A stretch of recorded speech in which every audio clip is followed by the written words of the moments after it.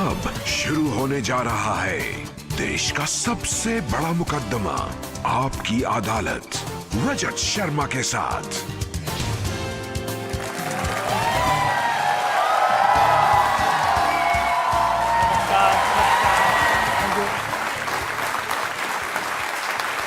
तो आइए शुरू करते हैं आपकी अदालत में आज का मुकदमा। आज मेरे मेहमान हैं एक ऐसे मिनिस्टर जो पूरी दुनिया में अपने काम के लिए जाने जाते हैं, एक ऐसे मंत्री जो अपने बयानों से, अपनी बेबाकी से हमेशा चर्चा में रहते हैं और उन्हें बार बार अपनी बातों की सफाई देनी पड़ती है। प्लीज वेलकम भारत सरकार के surface transport minister Nitin Gadkari.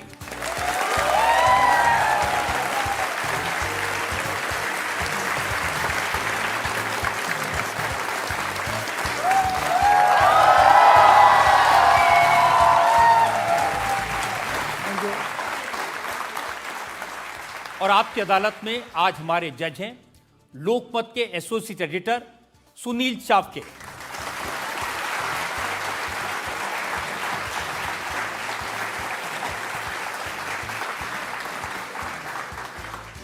और इससे पहले कि आज का मुकदमा शुरू करें, आज के जज सुनील चावके की इजाजत चाहेंगे आज की कार्रवाई शुरू करने के लिए। आज का मुकदमा शुरू करने के लिए इजाजत है। और इससे पहले कि नितिन जी इल्जाम और सवालात का सिलसिला शुरू करें, एक नजर डालेंगे नितिन गडकरी के करियर। भारत सरकार के surface transport minister Nitin Gadkari मशहूर हैं देश भर में चौड़ी और सुंदर सड़कों का जाल बिछाने के लिए। जब जब मोदी सरकार की उपलब्धियों का जिक्र होता है तो चर्चा होती है नितिन गडकरी ने शहरों की दूरियां कितनी कम कर दी। नितिन गडकरी नागपुर से एमपी हैं। 2014 से मोदी सरकार में मिनिस्टर हैं। नितिन गडकरी ने अपना राजनीतिक सफर 19 साल की उम्र में 19 महीने तक चले इमरजेंसी के खिलाफ संघर्ष से शुरू किया था। नितिन गडकरी बीजेपी के एक साधारण कार्यकर्ता से पार्टी के राष्ट्रीय अध्यक्ष के पद तक पहुंचे। इस दौरान नितिन गडकरी 4 बार महाराष्ट्र विधान परिषद के लिए चुने गए। महाराष्ट्र सरकार में मिनिस्टर रहे। नितिन गडकरी अपने मंत्रालय के काम के साथ साथ अपने सोशल वर्क के लिए भी जाने जाते हैं। नितिन गडकरी बायोफ्यूल से लेकर एग्रीकल्चर के क्षेत्र में नई नई तकनीक खोजते रहते हैं। सड़क हो, ऑटोमोबाइल हो, खेती हो या फ्यूल, नितिन गडकरी अपने इनोवेटिव आइडियाज से सबको चौंका देते हैं। कॉमर्स में पोस्ट ग्रेजुएट और लॉ ग्रेजुएट नितिन गडकरी आपकी अदालत में अपनी पैरवी खुद करेंगे। तो आइए शुरू करते हैं आज का मुकदमा। आपकी अदालत में पहला इल्जाम नितिन गडकरी का। आपकी अदालत में surface transport minister Nitin Gadkari पर आरोप है कि ये बड़े बड़े सपने दिखाते हैं। नितिन जी, बहुत सारे लोग आपको सपनों का सौदागर कहते हैं। आप कहते हैं कि हवा में उड़ने वाली बस चलाऊंगा, आप कहते हैं नदियों में हवाई जहाज उतरेंगे, आप कहते हैं कि हाइड्रोजन से कार चलेंगी, और मैंने सुना कई बार आपकी पत्नी भी विश्वास नहीं करते कि आप ये सब कर सकते हैं।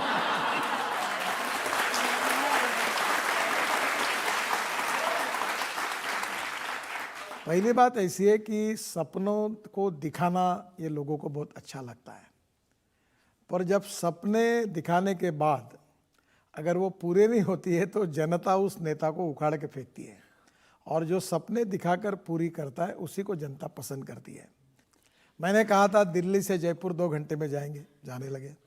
अब मैंने कहा दिल्ली से देहरादून 2 घंटे में जाएंगे, दिसंबर तक हो जाएगा। मैंने कहा था कि हवा में उड़ने वाली बस, उसका स्टडी शुरू है। मैंने कहा गंगा में पानी में हवाई जहाज उतरेगा। मैं खुद समुद्र में एमपीबीएस सी प्लेन में मुंबई में उतरा। बाद में मोदी जी को प्लेन दिया और उन्होंने साबरमती के घाट पर उस पर भी वो उड़े। अब एक एयरलाइंस 100 विमान खरीद रही है जो पानी पे भी उतरेंगे, ज़मीन पर भी उतरेंगे। तो मैं आपको ये बताना चाहता हूँ कि जो जो मैंने अपने राजनीतिक जीवन में जो जो सपने दिखाए और जो जो आश्वासन दिए हैं वो कौन से पूरे नहीं हुए ये देखिए, आपने दिल्ली के लोगों से कहा कि यहाँ कूड़े के पहाड़ हैं, मैं इनको गायब कर दूंगा, तो ये तो जादूगर होता है। पीसी सरकार कहते हैं गायब कर दूंगा। अभी दिल्ली का जो UR2 बन रहा है रिंग रोड, उसमें 20 लाख टन कचरा हमने डाल दिया नीचे, और गाजीपुर की टेकड़ी जो थी उसकी 20 मीटर लेंथ कम हो गई है।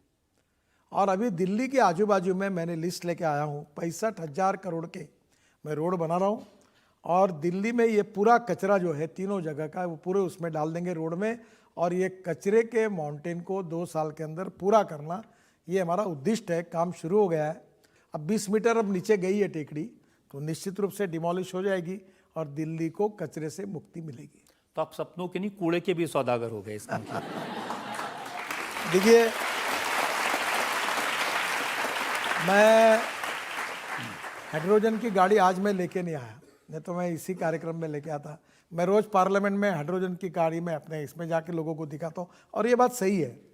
ये क्या हुआ कि एक बार मेरी पत्नी ने खाना खाते समय मुझे कहा था कि पानी से हाइड्रोजन बनेगा और हाइड्रोजन से गाड़ी चलेगी, ऐसा आप कहते हो। अब मेरा ही विश्वास नहीं बैठता कि ये कैसे संभव है, तो लोगों का कैसे बैठेगा। पर जब मैंने अब हाइड्रोजन की गाड़ी लाई और उसको भी चक्कर लगाया, तो उसको भी विश्वास हो गया। आप जब कहते हैं कि दिल्ली से मुंबई 12 घंटे में पहुंच जाएंगे, तो बड़ा मुश्किल होता है लोगों को विश्वास करना। 15 साल में जो भी मुझे पहचानते हैं, और मैंने कहा है कि ये काम होगा, तो उसकी जरूर लिस्ट बनाइए कि जो नहीं होगा और मैंने झूठ बोला होगा तो आप ब्रेकिंग न्यूज़ लगा दो, मैं कुछ नहीं कहूँगा। पर मैं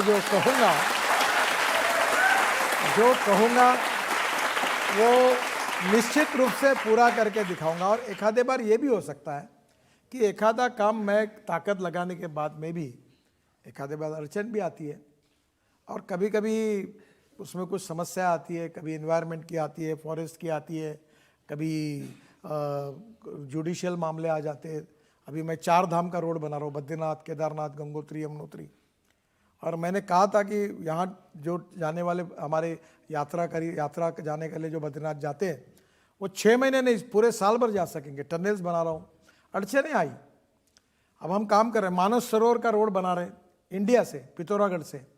अब नेपाल से या चाइना से जाना पड़ता है, तो कहीं ना कहीं कठिन काम है ये। मेरी भी हिम्मत नहीं हो रही, -8 डिग्री टेम्परेचर है वहाँ, वो रोड देखने के लिए भी जाने की हिम्मत नहीं होती। पर मैं आपको मानता हूँ कि मामले जरूर कठिन है, हम पूरे प्रयास कर रहे हैं।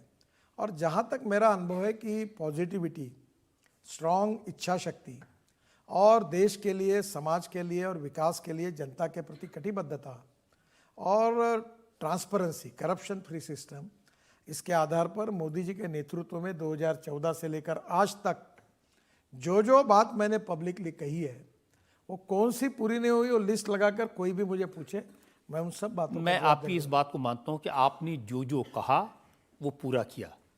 आपने जब कहा कि हरिद्वार 2 घंटे में जा सकते हैं, बाकी में जा सकते हैं। आपने कहा कि लखनऊ 4 घंटे में जा सकते हैं, जाते हैं। लेकिन जब ये इतनी बड़ी बड़ी सड़कें बनाते हैं तो उसके चक्कर में आप लोगों के मकान तोड़ देते हैं, डिमोलिशन होता है। ये बात जरूर है कि अभी हमारे मंत्रिमंडल में मेरे सहयोगी हैं, हरियाणा के मंत्री हैं। अब वो बेचारों की उनके ससुर का ही घर रोड में था, सोना के रोड में। तो मैंने उनको फ़ोन करके कहा कि मैंने भी मेरे ससुर का घर तोड़ा था रामटेक में। तो ये जो सोना का फ्लाईओवर बना ना, जो जाते हैं हम लोग ये गुड़गांव से, तो वो रोड को बड़ा बनाया, वहाँ फ्लाईओवर बनाया। तो उनने कहा आप चिंता मत करिए, उनने समझाया और सब रोड हमने बड़े किए। अगर मैं बड़े नहीं करूँगा तो ट्रैफिक जाम होगा, ट्रैफिक जाम होगा तो प्रदूषण होगा, और प्रदूषण और ट्रैफिक जाम होगी तो जनता त्रस्त होगी। तो जनता को राहत देने के लिए जहाँ जरूरी होगी तो वहाँ तोड़ना पड़ता है। और मैं एक बात पक्का हूँ कि एक बार चुने की रेशा डालो, फिर बीजेपी हो, कांग्रेस हो, कोई भी पार्टी हो, छोटा हो बड़ा हो, जात पंथ धर्म मामला लगाओ और तोड़ो, मैं उसमें कॉम्प्रोमाइज़ नहीं करता। बस इतना बताइए कि जब ससुर जी का मकान तोड़ा था तो शाम को घर पे खाना मिला था कि नहीं? थोड़ा मेरे से गलती हुई। मेरे पत्नी ने कहा कि मुझे पहले बोल देते तो मैं उनको बोल देती तोड़ने के लिए। आप बिना बताए तोड़ डाले, तो मुझे बताते तो वो भी मैं कहती थी, थोड़ी नाराज हुई थी। पर वो रोड पर क्या हुआ है, कांग्रेस के एमएलसी थे रामटेक में, वो बड़ा ये थे, कॉन्फिडेंट थे कि ये रोड बनेगा ही नहीं। तो लोग बोलते थे क्यों नहीं बनेगा? अरे बोले नितिन गडकरी क्या ससुरे का घर आएगा, वो थोड़ी तोड़ेगा। मैंने बोला किसका भी हो, चूने की रेशा डालो और पूरा बुलडोजर लगा के एक दिन काट तोड़ डालो सब। तो तोड़ दिए। नितिन जी, वाकई में रोड बने हैं, अच्छे बने हैं, हाईवेज बने हैं, ट्रैफिक तेज हुआ है, लोगों का वक्त बच रहा है, लेकिन जैसे तेज रोड बनते हैं, हाईवेज बनते हैं, एक्सीडेंट्स भी बहुत होते हैं। और आप जानते हैं कि दुनिया में सबसे ज़्यादा रोड एक्सीडेंट आजकल हमारे होते हैं। ये बात आपके बिल्कुल सच है और मैं खुले दिल से इस बात को स्वीकारता हूँ, उसमें मुझे कोई संकोच नहीं है। दुख है कि 8 साल में 9 साल में पूरा प्रयास करने के बाद में भी हम रोड एक्सीडेंट को कम नहीं कर सके। इसमें 4 कारण हैं। एक रोड इंजीनियरिंग का कारण है जिसमें ब्लैक स्पॉट्स है। हमने भी 50-1,000 करोड़ अभी तक खर्चा किया और लगातार ब्लैक स्पॉट आइडेंटिफाई करके कहीं अंडरपास बनाओ, कहीं ब्रिज बनाओ, कहीं उसको सुधारो, ये कोशिश कर रहे हैं। दूसरा मुद्दा जो है वो स्वाभाविक रूप से ऑटोमोबाइल इंजीनियरिंग का है। उसमें भी हमने इकोनॉमिक मॉडल को भी 6 एयरबैग्स मैंडेटरी करने की बात कही है, उसमें लगातार सुधार किया है। तीसरी बात जो है कि कानून के प्रति सम्मान भी नहीं और डर भी नहीं। मुझे कभी कभी इस बात का दुख होता है और मैं आपके सामने व्यक्त कर रहा हूँ। अभी मैंने पीछे भी बेल्ट लगाना मैंडेटरी कर दिया है। अगर बेल्ट लगेंगे तो भी जान बचेगी। जैसे लेन डिसिप्लिन है, अभी इसमें हम लोग अमिताभ बच्चन, अक्षय कुमार जी, मीडिया के लोग सब मदद कर रहे हैं और मैं बहुत कोशिश करने के बाद में भी 3% जीडीपी का नुकसान रोड एक्सीडेंट के कारण हो रहा है। फिर भी इसमें जैसी सफलता चाहिए वैसी नहीं मिली, इस बात का मुझे दुख है। और वर्ल्ड में सबसे ज़्यादा एक्सीडेंट अगर भारत नंबर 1 पर अगर है तो वर्ल्ड में इसके है इसमें। और मैं अगर किसी को पूछूं कि आप में से कितने लोग हैं जिन्होंने आरटीओ में जाके परीक्षा देकर अपना ड्राइविंग लाइसेंस मिलाया, तो हिंदुस्तान में लोग बड़े एम्ब्रोसिंग पोजीशन में आते हैं। अमेरिका में ड्राइविंग लाइसेंस लेने के लिए 1 महीना अध्ययन करना पड़ता है, किताबें पढ़ती है लोग, परीक्षा होती है। अब मैं भी एक नई घर से आप कंप्यूटर पे बैठकर एक पहले थ्योरी परीक्षा दोगे और थ्योरी परीक्षा में उत्तीर्ण करने के बाद आपको वहाँ जाना पड़ेगा, फिर वो टेस्टिंग ड्राइव पर आपको परीक्षा देनी पड़ेगी, फिर ड्राइविंग लाइसेंस मिलेगा। ये जो आसानी से ड्राइविंग लाइसेंस घर बैठे मिल रहा है, ये अच्छा नहीं है। आपने पार्लियामेंट में बताया था कि कुछ ऐसे भी ड्राइवर हैं जिनको दिखाई नहीं देता गाड़ी चलाते हैं। अब क्या बताऊं मैं आपको, मैं जब मेरा एक्सीडेंट 2004 में हुआ, मैं पीडब्ल्यू मिनिस्टर था, तो जब मैंने पूरे सरकारी ड्राइवरों की जांच की आंखों की, तो 40% लोगों को कैटरेक्ट निकला। एक मुख्यमंत्री का ड्राइवर जो था वो दोनों आंखों से अंधा था, वो आवाज पे चलाता था। मुझे मुख्यमंत्री का नाम है वो भी है। एक भारत सरकार में मंत्री थे, मैं नाम नहीं लूंगा किसी का, उनने मुझे बताया मेरा ड्राइवर एक आंखों से अंधा था। और आज पहली बात आपको कह रहा हूं, आप पहला काम करिए कि आपके सभी ड्राइवर को प्राइवेटली जांच करके उनकी आंखों की जांच कराइए। मैं दावे के साथ कह सकता हूं 25% 30% कैटरेक्ट वाले निकलेंगे, कहीं ना कहीं आंखों में प्रॉब्लम होगा। तो आप सब लोग याद रखिए कि पहले हमने अभी वो टोल नाके पर इस बार ट्रक ड्राइवर को रोकते थे, जो हमारे अपघात निवारण के लिए जब अभियान चलता है, और उनके आंखें जांच करते हैं, फिर उनको चश्मे फुकट में देते हैं। मुझे लगता है इन सब बातों में लोगों में अवेयरनेस बढ़ाना, कानून के प्रति सम्मान और डर बढ़ाना, और रेड सिग्नल है तो रुकना चाहिए, लेन डिसिप्लिन का पालन करना। देखिए, 2 केसेस हमने देखे, एक साइरस मिस्त्री का जिनकी बड़ी दुखद मौत हुई सड़क दुर्घटना में, ऋषभ पंत इतने बड़े स्टार क्रिकेटर हैं, वो खुद ड्राइव कर रहे थे। तो एक्सीडेंट्स होते हैं, लोग देखते हैं बड़े बड़े लोगों को, उसके बाद भी। अब मैं आपको बताऊं, मैं स्टूडेंट लीडर था यूनिवर्सिटी में, मैं अपनी बात करता हूं क्योंकि मुझे याद आती है तो हंसी आती है। तो उस समय ना गाड़ी रहती थी ना, मुझे एक विजय स्कूटर आई थी उस समय। तो एक दोस्त ने कहा कि मेरी स्कूटर यूज़ करो इलेक्शन में। उस समय पैसा नहीं, गाड़ी नहीं, ऐसी हम बहुत प्रतिकूल स्थिति में काम कर रहे थे। अब करना क्या, तो मैं एक स्कूटर पे मैं 3 लोगों को बिठाता था और चौथे को बोलता था नंबर प्लेट पे हाथ रख और पूरी गाड़ी लेके मेन रोड से दौड़ते जाते थे। पुलिस वालों को नंबर नहीं मिलता था।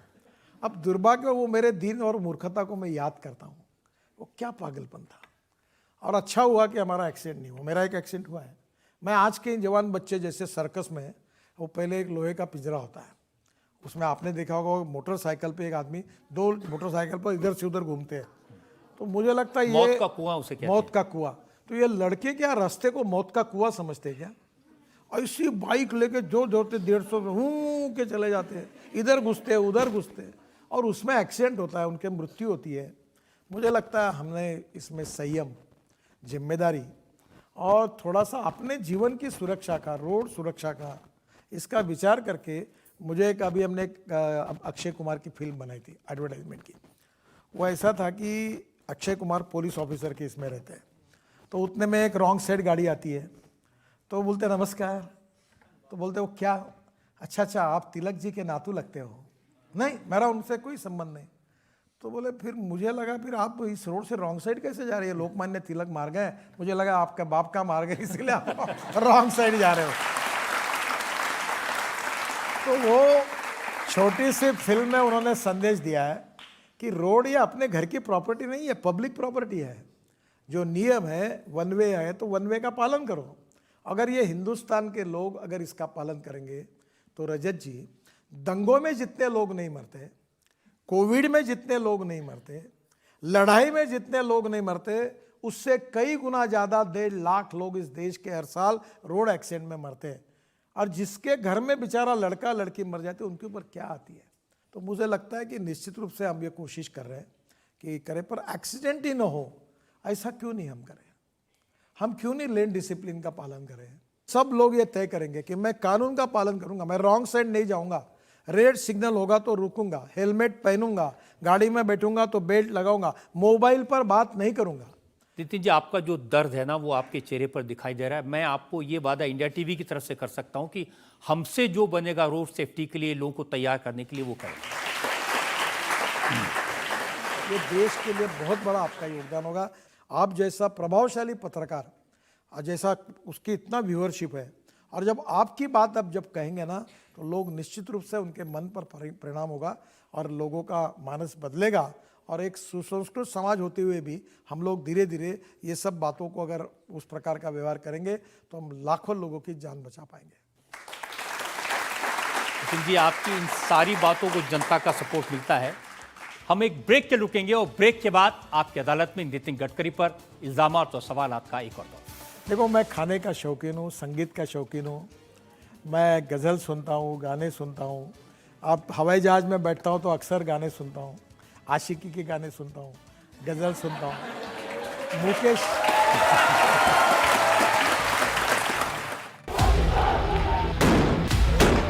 प्रदर्शनकारी जो है वो लगातार पत्थरों की बरसात कर रहे हैं। 10-12 घंटे के अंदर 3 आतंकवादी हमले हो चुके हैं। जहां पर इस समय फायर कंटिन्यू किया जा रहा है और वहां से भी काउंटर फायर आ रहा है। 6 घंटे से ज्यादा का समय बीत चुका है और मुठभेड़ अभी भी जारी है। आप देख सकते हैं। 19 सालों से सच की बेबाक आवाज, इंडिया टीवी, आपकी आवाज। खबर जो सच दिखाए, जो निष्पक्ष हो, बिना किसी एजेंडा के हो, कोई बहस या शोर न हो, बस खबर।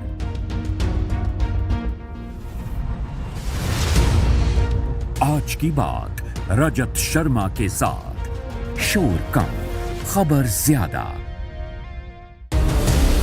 ना पक्ष ना विपक्ष, सिर्फ निष्पक्ष, बेबाक सवालों और संवादों का मुकाबला।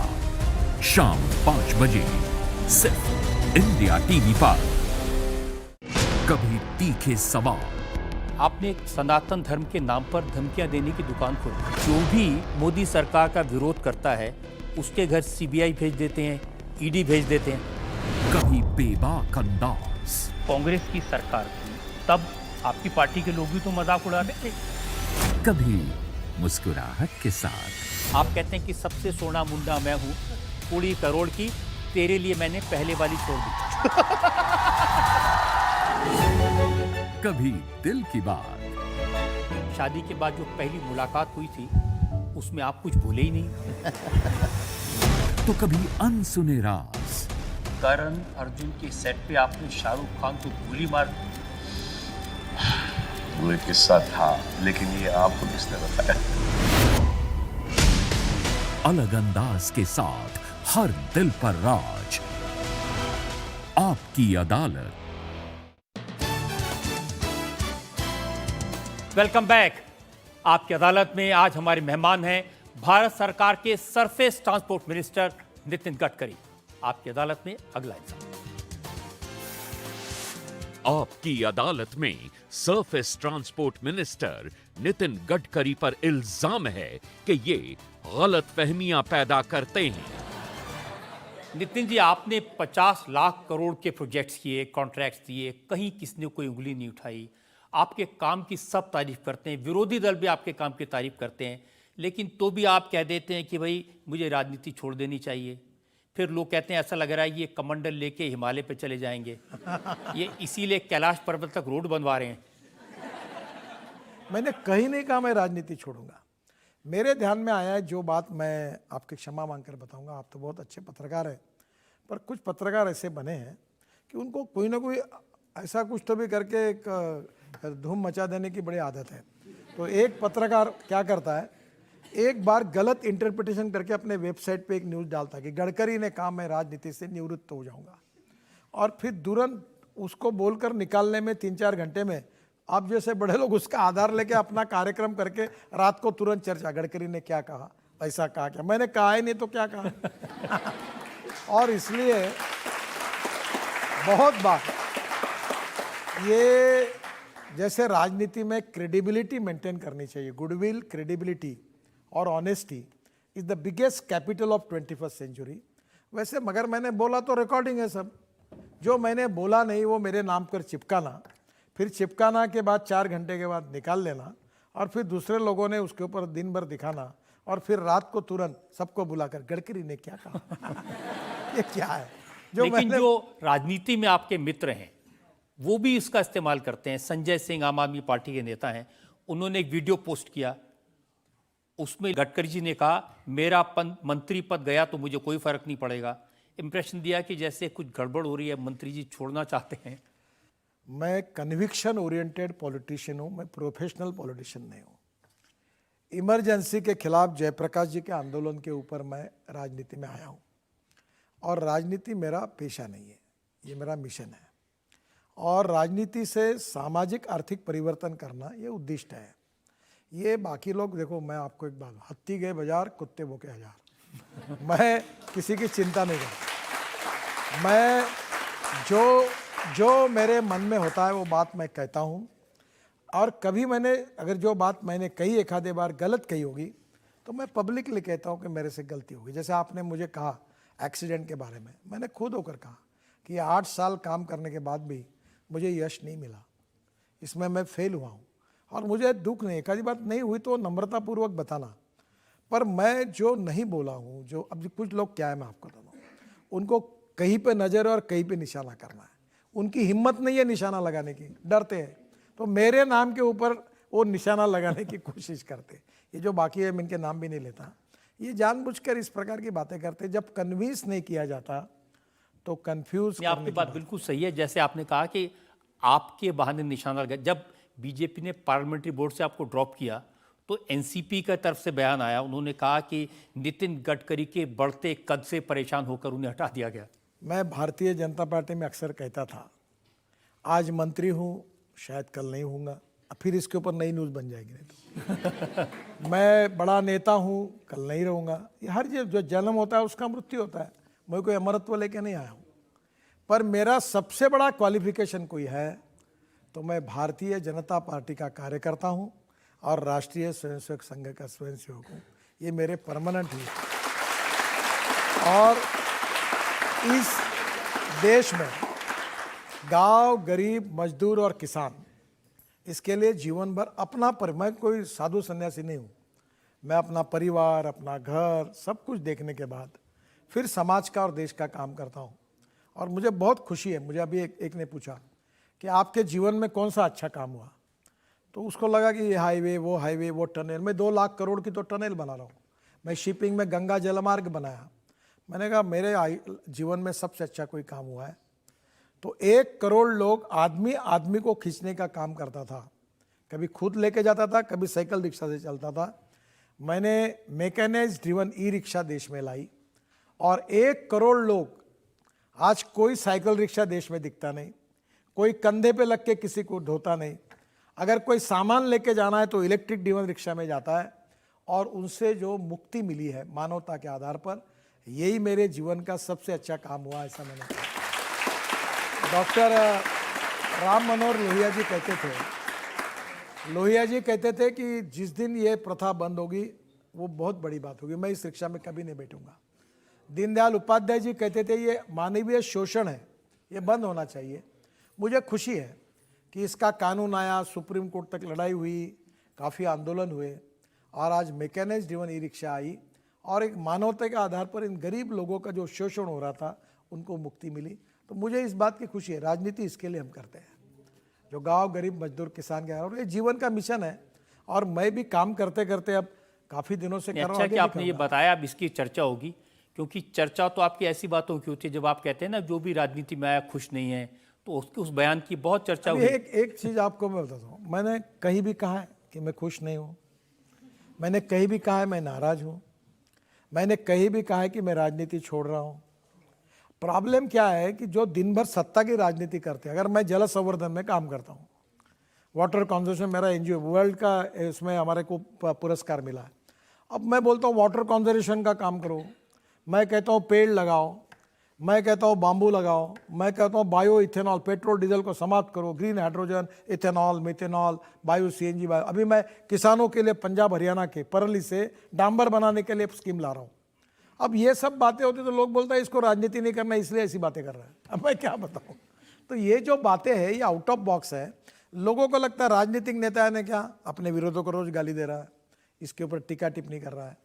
तो दूसरे की पूछने के लफड़े में मत पड़ो, अपनी बड़ी करो, अपना काम करो, जनता की सेवा करो और जनता का विश्वास संपादन करो। जात पंथ धर्म भाषा सेक्स और पार्टी के ऊपर उठकर देश के लिए काम करो, यही हमको सिखाया, वही काम कर रहे हैं। आपकी जो बेबाकी है ना, इसकी वजह से चर्चा होती है। अब कोई कॉन्ट्रैक्टर ठीक काम नहीं करेगा, आप उसको कहेंगे तुझे बुलडोजर के नीचे दे दूंगा। इतना भी नहीं, बहुत कुछ कहता हूँ, और सब आपको बोल भी नहीं सकता और सब आप रिकॉर्ड भी नहीं कर सकते। पर मैं बड़े बड़े लोग देश के, जिनके नाम सुनकर हैरान हो गए, मेरे से गालियां खा के गए। इसका कारण मैं रोड के कामों में कोई गड़बड़ी पसंद नहीं करता, और मैं वैसे बहुत अपने इंजीनियर्स को प्रोटेक्ट करता हूँ, पर मुझे क्वालिटी खराब होने के बाद तो मेरा गुस्सा होता है। और ये बात जरूर है कि एक बड़े अधिकारी को मैंने कहा था कि 3 बार मीटिंग में आया हूँ, ये कोई एंटरटेनमेंट प्रोग्राम है क्या मेरे यहाँ? ये इतना क्लियर करके अगले बार आना है तो ठीक है, नहीं तो 5वें मंजिले पे बैठता हूँ, अगले बार जीने से नहीं जाओगे। तो इसके पीछे मेरी भावना यही थी कि काम होना चाहिए। आपने योगी आदित्यनाथ को भी बधाई दी उनके बुलडोजर के लिए। आपने कहा बड़ा अच्छा काम कर रहे हैं ये जो राक्षसी प्रवृत्ति के लोग हैं उनका। देखिए, हमारे ग्रंथों में कहा है कि जो सज्जन है, दुर्बल है, अनाथ है, विशेष रूप से हमारी माँ बहनें हैं, गरीब है, शोषित है, पीड़ित है, इनकी हमने सुरक्षा करनी चाहिए। ये ठीक नहीं कोई भी उठता किसी को मार देता, गुंडागर्दी करता, ब्लैक मार्केट करता, जमीन पे कब्जा करता है, ये अच्छी बात नहीं। ये कानून का राज्य है, और इसलिए मैंने उस दिन कहा था कि भगवत गीता में भी कहा है कि ऐसा जब द्रौपदी के ऊपर अन्याय हुआ, महाभारत का इतिहास हमारे सामने है, तब भगवान ने कहा है कि जब जब पाप बढ़ता है, अन्याय बढ़ता है, अत्याचार बढ़ते हैं, तब तब मैं अवतार लेता हूँ। परित्राणाय साधूनाम विनाशाय च दुष्कृताम। कानून और व्यवस्था मजबूत होनी चाहिए, चाहे व्यक्ति कितना भी बड़ा हो, वो कानून से बड़ा नहीं है। और ये जो गरीबों की जगहों पर कब्जे करना, जमीन को हड़प लेना, ब्लैक मार्केट करना, सरकारी योजनाओं का भ्रष्टाचार करना, माँ बहनों के साथ एक प्रकार की बदसलूकी करना, निरपराध लोगों को मर्डर कर देना, और मेरा कोई कुछ बिगाड़ नहीं सकता, ऐसी जो प्रवृत्ति लोगों में है, इनके प्रति कठोर है। वो कौन से जात पंथ धर्म भाषा के, ये सवाल नहीं, उनके साथ कठोर कार्रवाई करनी चाहिए। और योगी जी ने जो की, उस बात के लिए मैंने उनको बधाई दी। और जो सवाल सर, हमने सुना है कि आपको खाने का बहुत शौक है और आप नागपुर की गलियों में चाट पकौड़ी खाते हैं, क्या ये सच है? पब्लिक फिगर होने के कारण सब सच बातें बताना भी उचित नहीं है, और नहीं बताया तो झूठ बोला ऐसा होगा। देखो, मैं खाने का शौकीन हूँ, संगीत का शौकीन हूँ, मैं गज़ल सुनता हूँ, गाने सुनता हूँ। अब हवाई जहाज़ में बैठता हूँ तो अक्सर गाने सुनता हूँ। अभी मैंने रजत जी को कहा वीर ज़रा के जो मदन मोहन का संगीत है, लता मंगेशकर और गाने थे बहुत अच्छे हैं। आशिकी के गाने सुनता हूँ, गज़ल सुनता हूँ।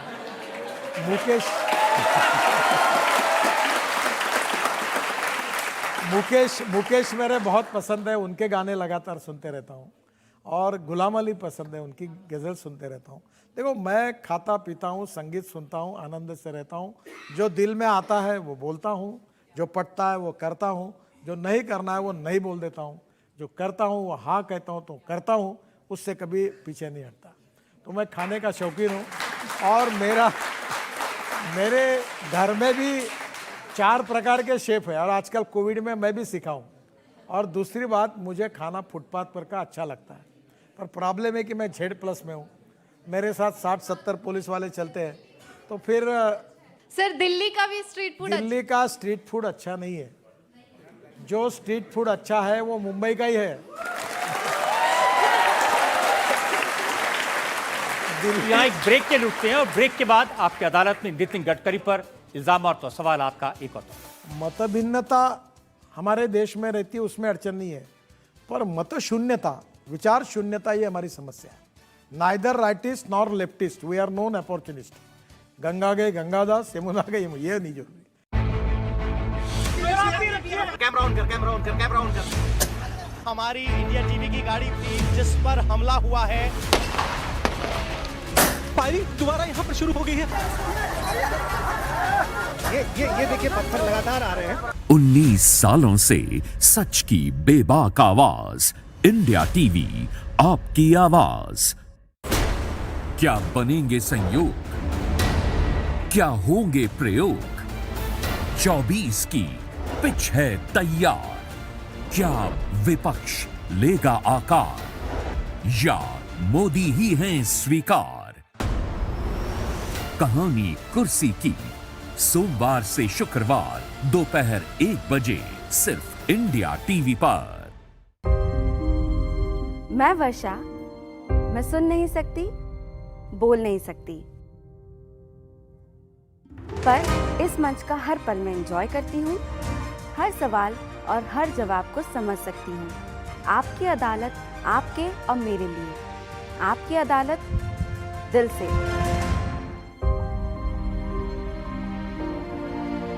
तो आइए शुरू करते हैं आज का मुकदमा आपकी अदालत।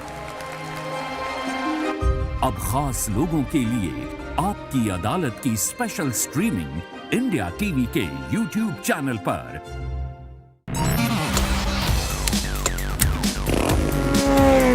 रोमांच और रफ्तार, नॉलेज लगातार,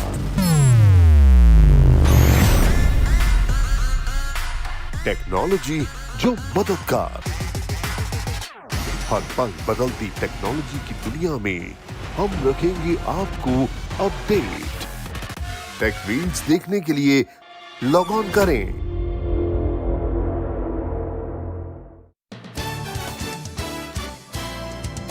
वेलकम बैक। आपकी अदालत में आज हमारे मेहमान हैं नितिन गडकरी। आपकी अदालत में अगला इल्जाम। आपकी अदालत में surface transport minister Nitin Gadkari पर आरोप है कि ये विरोधी दलों के चहेते हैं। नितिन जी, बहुत साल से मैं देख रहा हूं, जो और आप भी इस बात को जानते हैं, विरोधी दल के जो नेता हैं हसरत भरी निगाहों से आपकी तरफ देखते हैं। वो सोचते हैं हम तो कुछ कर नहीं पाए, ये करेगा। अब किसने मुझे कहा कि राहुल गांधी ये सोचते होंगे कि मैं जानता हूं तू गैर है, लेकिन कभी कभी दिल में ख्याल आता है।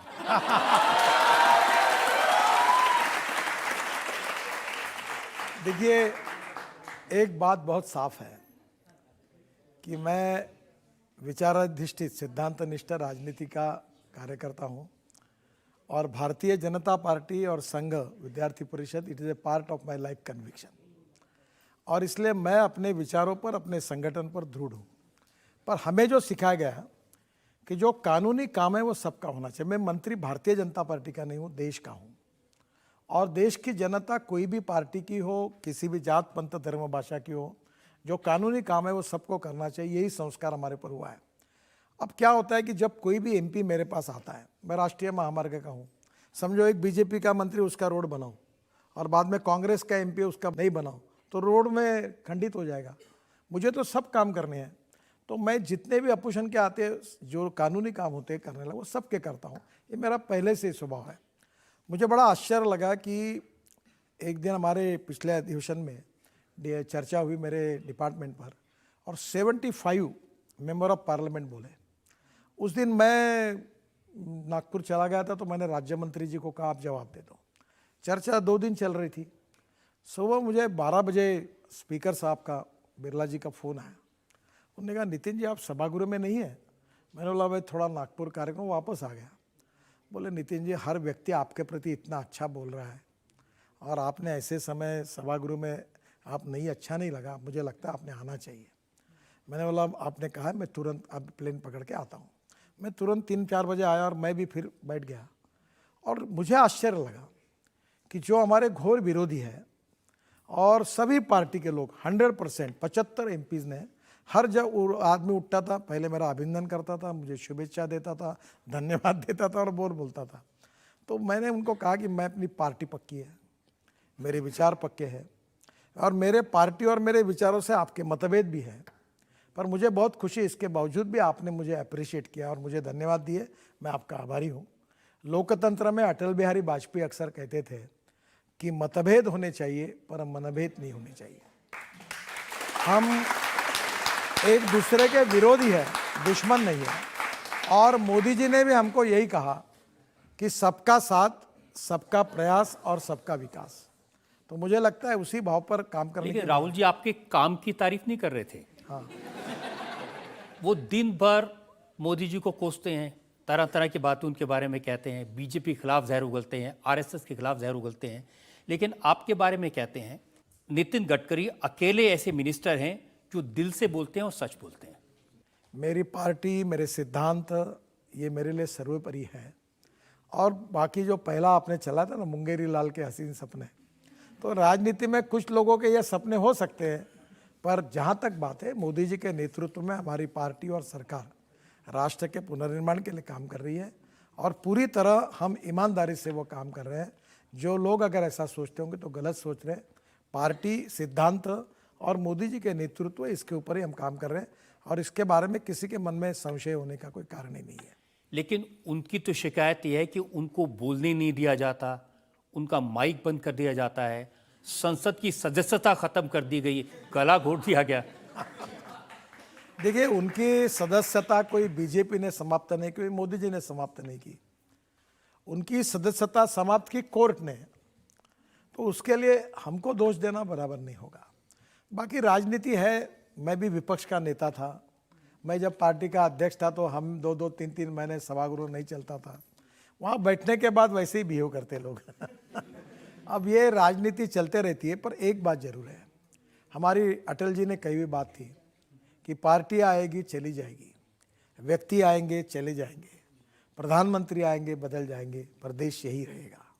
ये देश चाहे कोई भी पार्टी हो, कोई भी नेता हो, कोई भी सरकार हो, इस देश की जनता सार्वभौम है, लोकतंत्र सार्वभौम है और देश की प्रगति होनी चाहिए, देश आगे जाना चाहिए। यही हमें सिखाया और उसी के आधार पर हम काम। लेकिन देखिए आजकल हालत यह है कि राहुल जी ने तो पूरी दुनिया से शिकायत की लंदन में जाकर कि देखिए हमारे यहाँ लोकतंत्र का गला घोट दिया गया है, हमारे यहाँ लोगों को बोलने की आज़ादी नहीं है, मुझे बोलने के लिए यहाँ आना पड़ता है। देखिए एक बात जरूरी है कि देश में जो कुछ देश में राजनीति में बाकी बातें बोलनी है वो देश में ही बोलनी चाहिए, देश के बाहर जाकर नहीं बोलना चाहिए। मैं आपको बताता हूँ, इंदिरा जी का उदाहरण है। इंदिरा जी को विशेष रूप से जब शाह कमीशन वगैरह सब लगा था और इमरजेंसी के बाद जनता पार्टी की सरकार आई थी, तब इंदिरा जी लंदन में गई थी और जब वहाँ के पत्रकारों ने उनके साथ जो हो रहा सब कुछ बातें की तो उनने कहा जो मेरे प्रश्न है और देश में जो कुछ मेरे साथ हो रहा है इसकी बात मैं देश के बाहर चर्चा नहीं करूँगी, इसकी चर्चा मैं देश में करूँगी। मुझे लगता है राहुल जी ने इंदिरा जी से कम ये बात जरूर सीखनी चाहिए।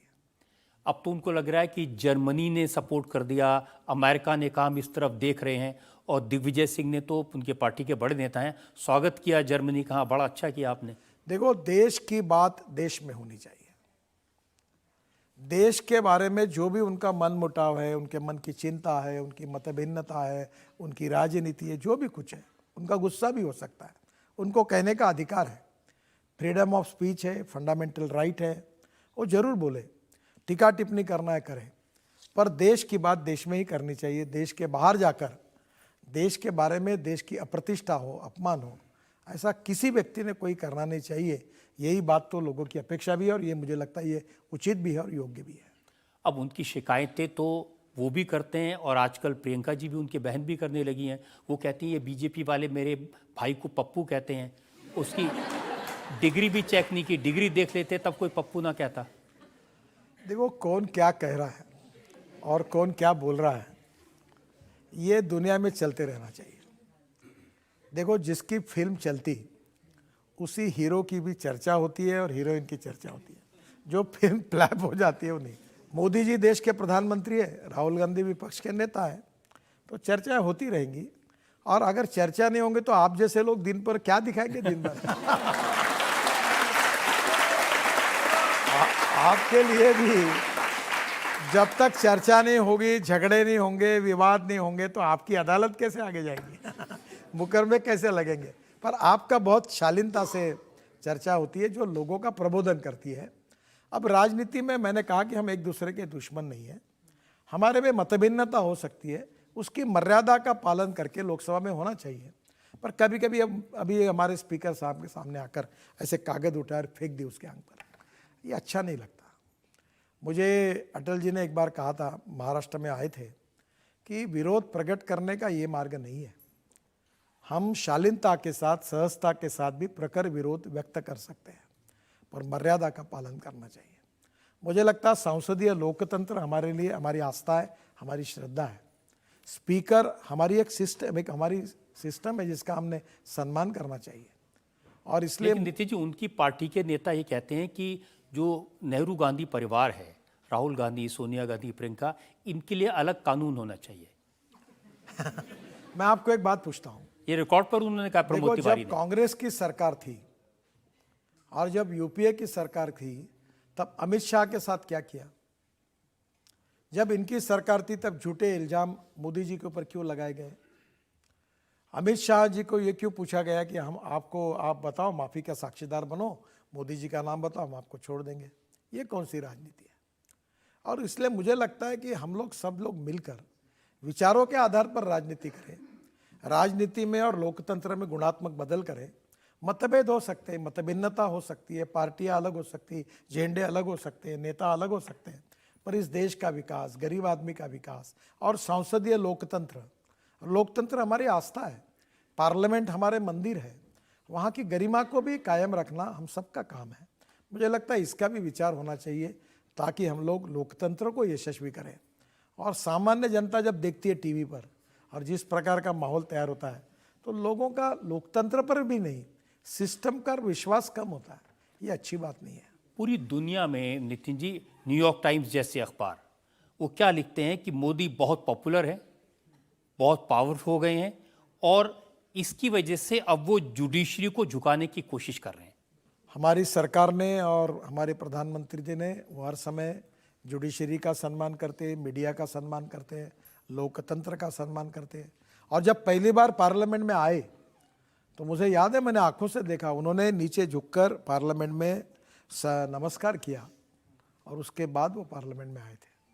और मुझे लगता है कि ऐसा कहना उनके साथ अन्यायकारक होगा। और मैं तो भुगत हूँ।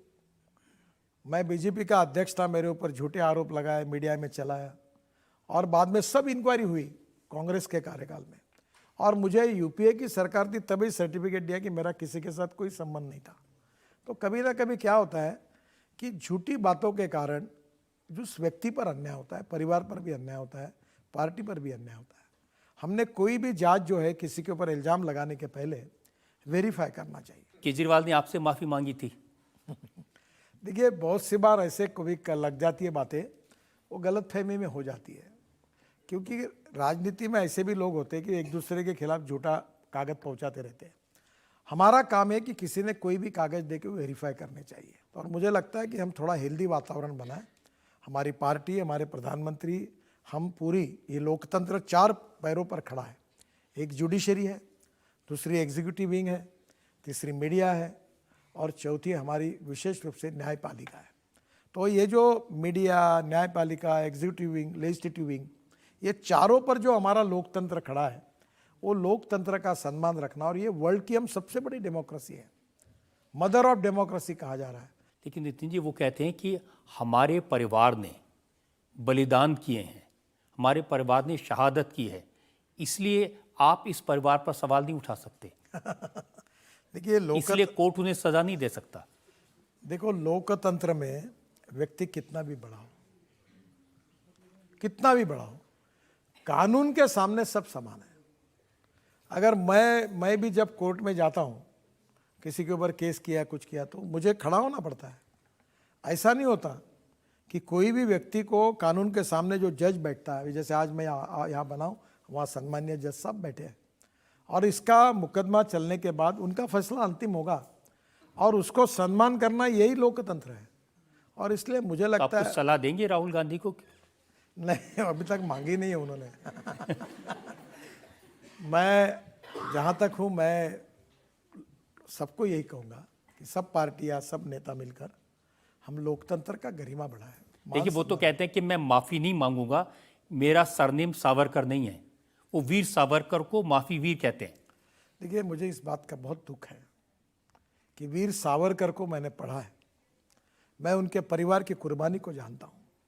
उनकी माझी जन्मटेप करके किताब है, उसका हिंदी संस्करण निकला है, वो पढ़ते पढ़ते मैं रो रहा था। इस देश के लिए जितना त्याग, बलिदान सावरकर जी ने किया है, उतना किसी ने नहीं किया। भाई, परिवार, पूरे उनके घर का परिवार बर्बाद हो गए इस देश के लिए।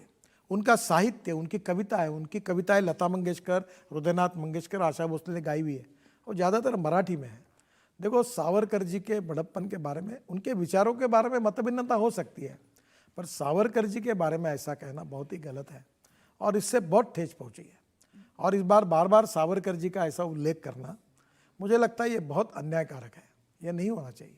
हाँ, उनकी बात कहे ना, वो उनको अगर सावरकर जी के विचारों के बारे में उनके मन में कुछ मतभिन्नता होगी, मैं समझ सकता हूँ। गांधी जी की एक विचारधारा थी, सावरकर जी की एक विचारधारा थी, डॉक्टर राम मनोहर लोहिया जी ने एक विचारधारा रखी, फिर कोई साम्यवादी थे, उनकी अपनी एक विचारधारा थी।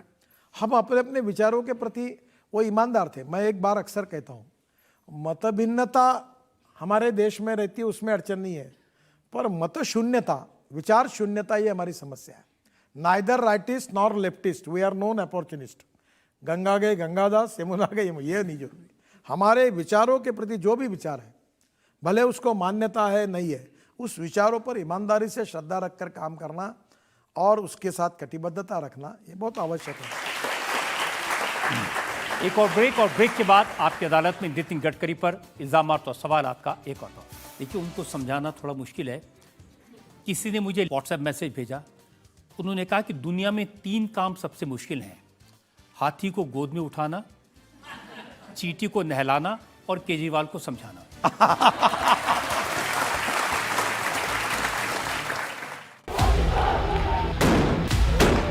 प्रदर्शनकारी जो है वो लगातार पत्थरों की बरसात कर रहे हैं। 10-12 घंटे के अंदर 3 आतंकवादी हमले हो चुके हैं। जहां पर इस समय फायर कंटिन्यूस किया जा रहा है और वहां से भी काउंटर फायर आ रहा है। 6 घंटे से ज्यादा का समय बीत चुका है और मुठभेड़ अभी भी जारी है। आप देख सकते हैं।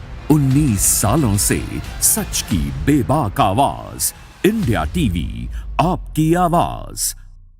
खबर जो सच दिखाए, जो निष्पक्ष हो, बिना किसी एजेंडा के हो, कोई बहस या शोर न हो, बस खबर।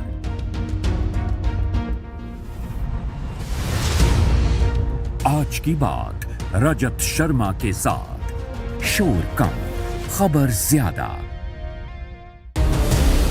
न पक्ष न विपक्ष, सिर्फ निष्पक्ष। बेबाक सवालों और संवादों का मुकाबला शाम 5 बजे सिर्फ इंडिया टीवी पर। कभी तीखे सवाल, आपने एक सनातन धर्म के नाम पर धमकियां देने की दुकान खोली। जो भी मोदी सरकार का विरोध करता है उसके घर सीबीआई भेज देते हैं, ईडी भेज देते हैं। कभी बेबाक अंदाज, कांग्रेस की सरकार थी तब आपकी पार्टी के लोग भी तो मजाक उड़ाते थे। कभी मुस्कुराहट के साथ। आप कहते हैं कि सबसे सोना मुंडा मैं हूँ, 20 करोड़ की तेरे लिए मैंने पहले वाली छोड़ दी। कभी दिल की बात। शादी के बाद जो पहली मुलाकात हुई थी उसमें आप कुछ भूले ही नहीं। तो कभी अनसुने राज। करण अर्जुन के सेट पे आपने शाहरुख खान को गोली मार दी। वो एक किस्सा था, लेकिन ये आपको किसने बताया? अलग अंदाज के साथ हर दिल पर राज। आपकी अदालत। Welcome back. आपकी अदालत में मुकदमा चला रहे हैं नितिन गडकरी पर। आपकी अदालत में अगला इल्जाम। आपकी अदालत में surface transport minister Nitin Gadkari पर इल्जाम है कि इनकी सरकार ने विरोधी दलों को इकट्ठा कर दिया।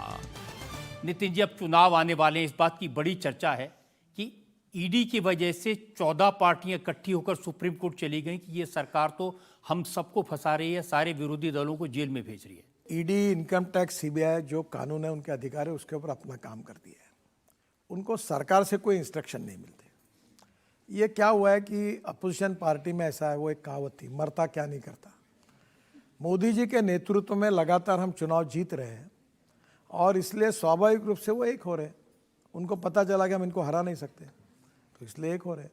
तो मुझे लगता है कि ये जो बातें जो हो रही है गलत है, और जो गाते हुए इसमें से अगर गड़बड़ियाँ बाहर निकल रही है तो स्वाभाविक रूप से सच्चाई है कि गड़बड़ हुई है। तो मुझे लगता है इसके बारे में तकरार करना गलत बात है। अब संजय राउत महाराष्ट्र के नेता हैं, आप जानते हो कि अच्छी तरह से। उन्होंने कहा कि जैसे तालिबान और अल कैदा हथियार उठाते हैं, वैसे ही मोदी सरकार ने विरोधियों के खिलाफ ईडी और सीबीआई को हथियार के तौर पर इस्तेमाल किया है। कानून अपना काम करते रहता है, सरकार की तरफ से कोई दबाव नहीं, कोई हस्तक्षेप नहीं है, और मुझे लगता है ये आरोप बेबुनियाद है। और शिकायत यह है कि जो बीजेपी में चला जाता है उसके ऊपर इल्जाम गायब हो जाते हैं। ये राजनीतिक नेता है, वो तो ऐसा है कि राजनीति में जब विरोधी पार्टी में बैठते हैं तो आरोप प्रत्यारोप करते रहते, वो आदत ही होती रहती है उसको। ममता बनर्जी धरने पर बैठी थी, एक मशीन उन्होंने लगाई थी। उन्होंने कहा ये बीजेपी वॉशिंग मशीन है, एक तरफ काला कपड़ा डालते थे, दूसरे सफेद कपड़ा निकलता था। एक बात ऐसी है कि राजनीति में राजनीतिक प्रचार करने के लिए एक बार किसी को अपनी बात को कन्विंस करो, नहीं तो कन्फ्यूज़ करो।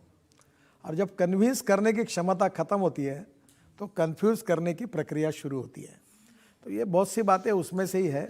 पॉलिटिकल फ्रस्ट्रेशन, लगातार हार, हम जीत नहीं पा रहे हैं, इसके कारण फिर ये बेबुनियाद बातों का प्रचार होता है। अब सबसे ज़्यादा शिकायत है अरविंद केजरीवाल को। वो कहते हैं मेरे 2 शानदार कट्टर ईमानदार मंत्रियों को जेल में डाल दिया। कोर्ट में केस है और दूध का दूध और पानी का पानी होगा।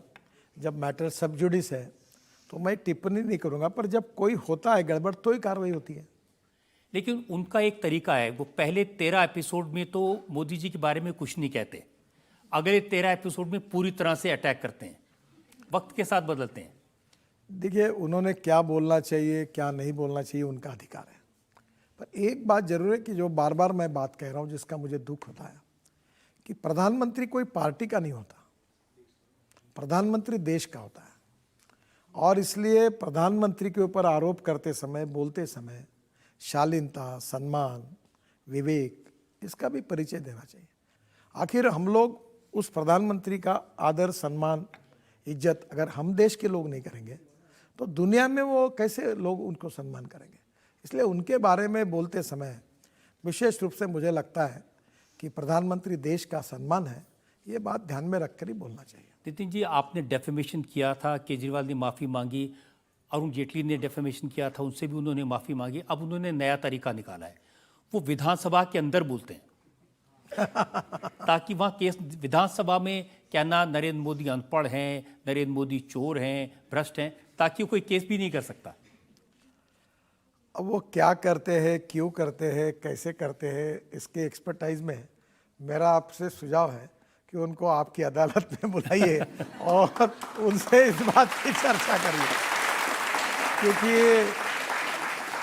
मैं उनके बिहाफ से क्या बोल सकता हूँ। एक मैंने बात जरूर उनको पहुँचाइए। देखिए, उनको समझाना थोड़ा मुश्किल है।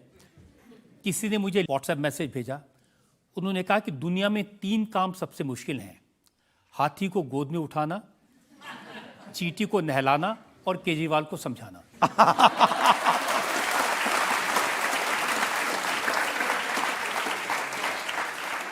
अब मैं इसके ऊपर क्या कमेंट्स करूं।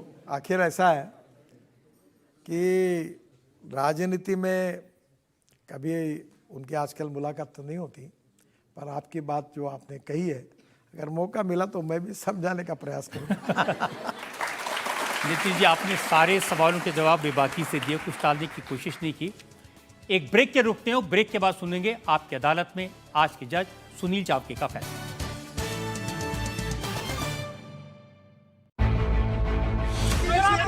कैमरा ऑन कर, कैमरा ऑन कर, कैमरा ऑन कर। हमारी इंडिया टीवी की गाड़ी थी जिस पर हमला हुआ है।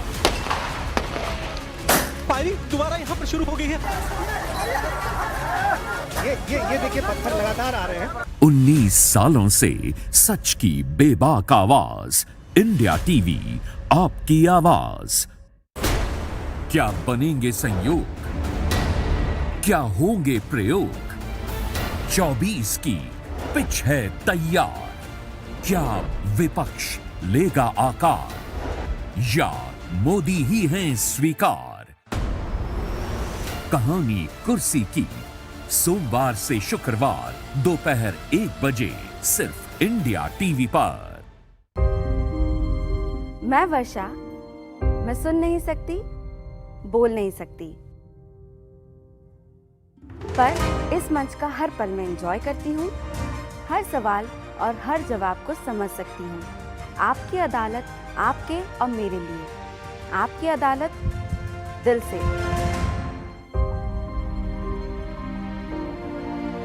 तो आइए शुरू करते हैं आज का मुकदमा आपकी अदालत। अब खास लोगों के लिए आपकी अदालत की स्पेशल स्ट्रीमिंग इंडिया टीवी के YouTube चैनल पर।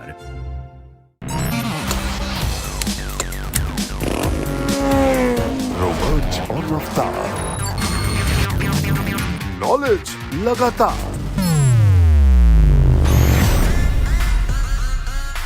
टेक्नोलॉजी जो मददगार।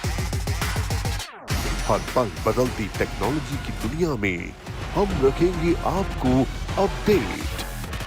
टेक रील्स देखने के लिए लॉग ऑन करें